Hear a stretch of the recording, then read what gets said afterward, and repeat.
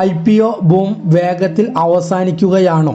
2025 ഇതുവരെ 55 കമ്പനികളാണ് ഓഹരി വിപണിയിൽ ലിസ്റ്റ് ചെയ്തത്. എന്നാൽ ഇപ്പോൾ 37 ഓഹരികൾ ഇഷ്യൂ വിലയേക്കാൾ താഴെയാണ് വ്യാപാരം നടത്തുന്നത്. വിപണിയിലെ ചാഞ്ചാട്ടമാണ് IPOകളെ പ്രധാനമായും ബാധിക്കുന്നത്. വലിയ കമ്പനികളുടെ 11 ഓഹരികളിൽ 6 എണ്ണവും MSME സെഗ്മെന്റിലെ 44 ഓഹരികളിൽ 31 എണ്ണവും അവയുടെ ഇഷ്യൂ വിലയ്ക്ക് താഴെയാണ് ഇപ്പോൾ വ്യാപാരം നടത്തുന്നത്. GB ലോജിസ്റ്റിക്സ് കോമേഴ്സ് ആണ് ഏറ്റവും ദുർബലമായ പ്രകടനം കാഴ്ചവെക്കുന്നത്. IPO വിലയേക്കാൾ 61% താഴെയാണ് ഇത് വ്യാപാരം നടത്തുന്നത്. തൊട്ടു പിന്നിലുള്ളത് ഡാവിൻ സൺസ് റീറ്റെയിൽ, സിറ്റിക്കം ഇന്ത്യ എന്നീ കമ്പനികളാണ്. ഇവ രണ്ടും ഇഷ്യൂ വിലയേക്കാൾ 50% താഴെയാണ് ഇപ്പോൾ വ്യാപാരം നടത്തുന്നത്. ട്രംപ് വിപണികളിലെ ആകെ ഉലച്ചു കളഞ്ഞതാണ് പ്രധാനമായും IPOയ്ക്ക് അടിയായത്.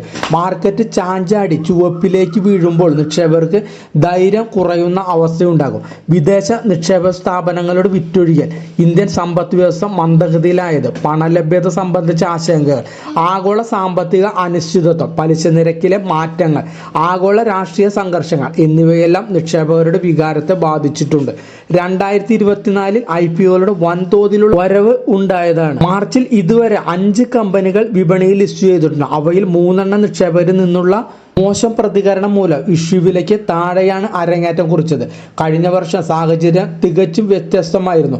പല SME ഇഷ്യൂകളുടെയും റീറ്റെയിൽ വിഹിതം 500 മടങ്ങ് മുതൽ 2000 മടങ്ങ് വരെയാണ് സബ്സ്ക്രൈബ് ചെയ്യപ്പെട്ടത്.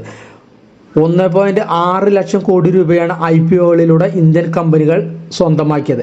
ഇതിനിടയിലും IPOയ്ക്ക് ഇറങ്ങാൻ കമ്പനികൾ ധൈര്യം കാണിക്കുന്നുണ്ട്. വിപുലീകരണത്തിന് മൂലധനം അനിവാര്യം, കടബാധ്യത കുറയ്ക്കൽ, ഏറ്റെടുക്കലുകൾ, വാല്യുവേഷൻ ശക്തമാണെന്ന പ്രതീക്ഷ, വിപണിയിലെ ശക്തമായ നില, സ്വന്തമായുള്ള അനുകൂല സാഹചര്യം മുതലാക്കൽ, ബ്രാൻഡിംഗ് എന്നിവയൊക്കെയാണ് കമ്പനികളെ അതിന് പ്രേരിപ്പിക്കുന്നത്. വിപണി സ്ഥിരത കൈവരിക്കുകയും പലിശ നിരക്കുകൾ മയപ്പെടുത്തുകയും ചെയ്താൽ 2025 അവസാന പകുതിയിൽ IPOകൾ വീണ്ടും സജീവമാകുമെന്നാണ് വിപണി വിദഗ്ധർ പറയുന്നത്.